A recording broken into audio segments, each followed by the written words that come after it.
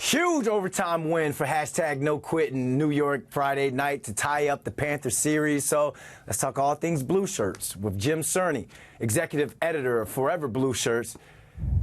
Jim, great night last night. Great night last night. We saw some great hockey from the Rangers. How you doing, my man? Thanks for hopping on with us. Yeah, my pleasure, man. You're fired up still, huh? Did you get any sleep afterwards? I got a little. When Barclay scored, I yelled. My baby boy woke up, and, it was hard to get him back to sleep. But, hey, it's all good, Barclay. He went back to sleep eventually. You ready to break down Game 2? Absolutely. All right. It felt like a Mark Messier will win type of night. It was a must-win for sure. What was different from the Blue Shirts Game 2 from Game 1? I mean, quite a few things were different. I don't think they got enough credit for how well they played defensively in Game 1. That was a 1-0 game. And yes, I believe Florida dictated that game, how that game was played. Most of it was played in the Rangers' end of the ice. But I thought the Rangers defended really well. And I don't think they got the credit for that in Game 1. But they played at a much faster pace in Game 2. The puck was on their stick, off their stick, onto the next guy. They exited their zone much better in Game 2 than they did in Game 1. Everything was at a higher pace of play. And listen, Florida played a heck of a game in Game 2 as well. I mean, these were two heavyweights going head-to-head here. Maybe the two best teams in the National Hockey League. And they played at an elite level. Both teams did. But I thought the structure of the New York Rangers in Game 2 really, really was the key for them.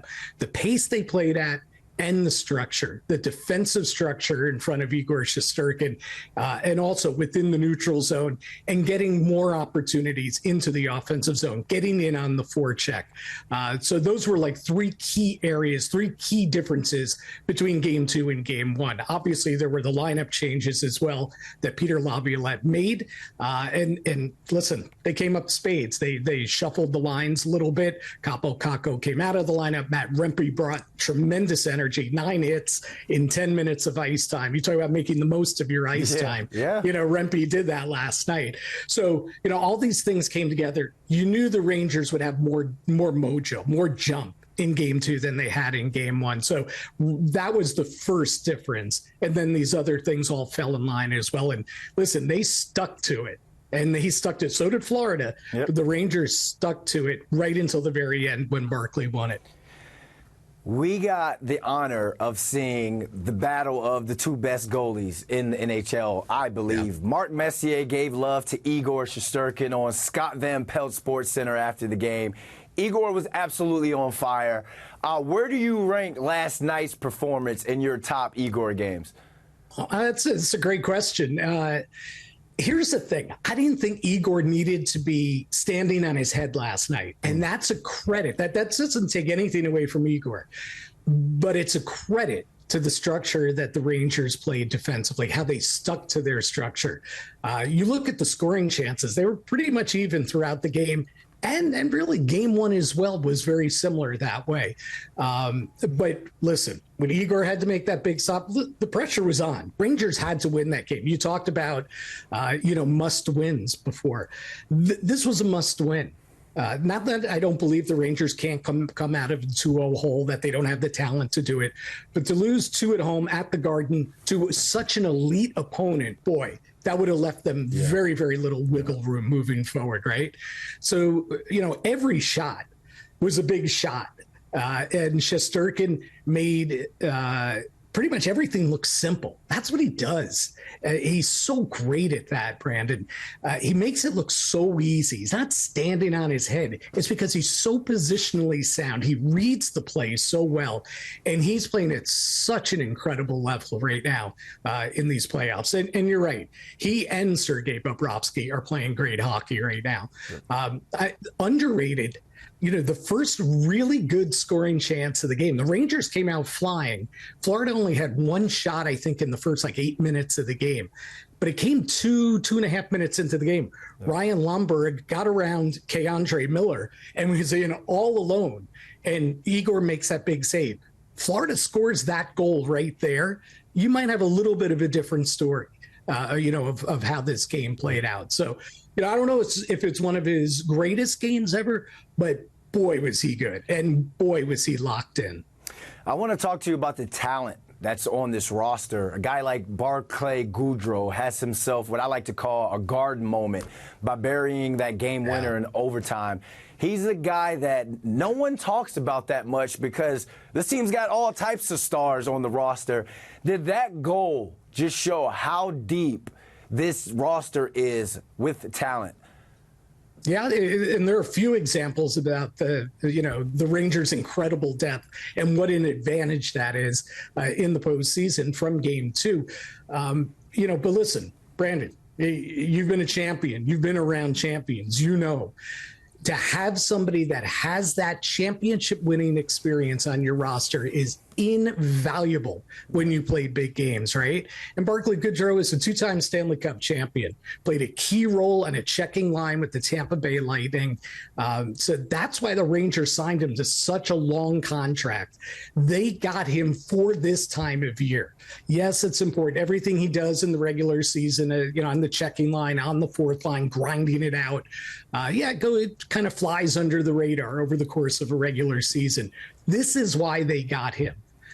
Maybe not necessarily to score that goal. That's icing on the cake, but the leadership he provides, the calmness in when the things get really tough in these playoff games, because he's been there. He's been through it. He's been through all these playoff overtimes. He has won the Stanley Cup twice. So that's why he's there, and he stepped up. And having that depth is incredible. And, just speaking further to their depth, how many teams in this league, can get into the Eastern Conference Final and pull Filipino out of the press box, and reinsert him into the lineup? Have the option of, Blake Wheeler still could play in this series, a 37-year-old, a guy with a ton of experience. He could return for this series, especially if Jimmy Vesey is out injured. Matt Rempe, comes out of being, scratched a couple of games, comes in, turns in a great performance.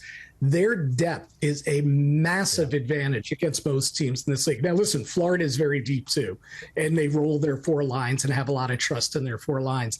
But that is a huge, huge advantage for the Rangers. Yeah, it's one thing to be resilient in the regular season, but if you're going to be resilient come playoff time, you have to have guys that have been there. You have to have guys that have shined and kind of stared down some of the biggest pressure moments in sports, and Barclay Goodrow did that. Vincent Trocheck, not only with the goal, but the assist on that goal as well. That dude, he eats for free here in New York City, man, because he's been lights out as well. Quick thoughts on Game 3 going down to Florida. Yeah, the biggest question right now is can Jimmy Vesey play? It doesn't look like it. It looked like that shoulder got banged up pretty good on the Ryan Lomberg hit in the second period. And I get it. He's a fourth line guy. Say, all right, it's not Mika Zibanejad or Artemi Panarin, but he's a valuable core guy. And again, speaking to how championship teams are built, you need your superstars to be your best players, right, in the postseason. But those fourth line guys are really important too. Winning the battles, taking those hard 10, 12 minutes a night, playing those hard shifts, checking, playing defense, getting it on the forecheck. And that's what Jimmy Vesey does. So if he's out, they're going to miss him. But again, speaking to their depth, they should be able to adequately fill that role. Likely Blake Wheeler would come into the lineup. But Game 3, wipe the slates clean because every game starts new. I do not believe, and Mark Messier told me this many, many times over the years, there's no real carryover Game 1 to Game 2, Game 2 to Game 3. They're all their own games as soon as that puck is dropped. Right. I think the Rangers will go in with a little bit of confidence. That's a big win they're coming off of. They played very well on the road. They're 4-1 on the road in the playoffs. So they'll go in with confidence. But listen, they know they're up against it. And Florida knows they're up against it. These two teams, you look at the numbers. First of all, the eye tests tell you, boy, these teams are really evenly matched.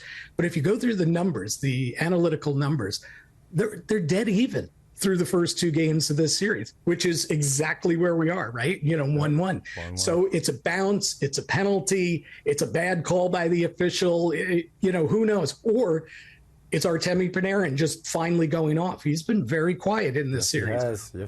Or it's Sam Reinhart of Florida, going off, 57-goal scorer.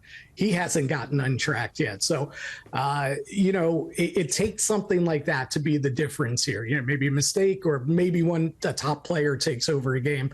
But listen, it's a coin flip. Game 3, that their fans are going to be going out of their minds down in Sunrise. Quick turnaround too. Yeah. Not only did you play Friday and come back Sunday, but it's an afternoon game Sunday. So people are traveling today. Oh, last night's game went to overtime. So, maybe that factors in. Both teams have to deal with it, but maybe there's a little factor there as well. Jim, tell the people they can find you. Shout out your platform. Yeah, absolutely. On Twitter, I'm at Jim Cerny, and I'm working for Forever Blue Shirts these days. I'm the executive editor, beat writer, do all those good things. And hanging out with you the other night was a lot of fun over at Uptown with some of the 94 Rangers at the Stefan Matteau event. So a lot of fun. We're covering the Rangers top to bottom, past, present, doing it all over at Forever Blue Shirts. Well, we'll definitely get you on again before the series ends. Thank you for taking out your time and hopping on with us. Yeah, that was a lot of fun, Brandon.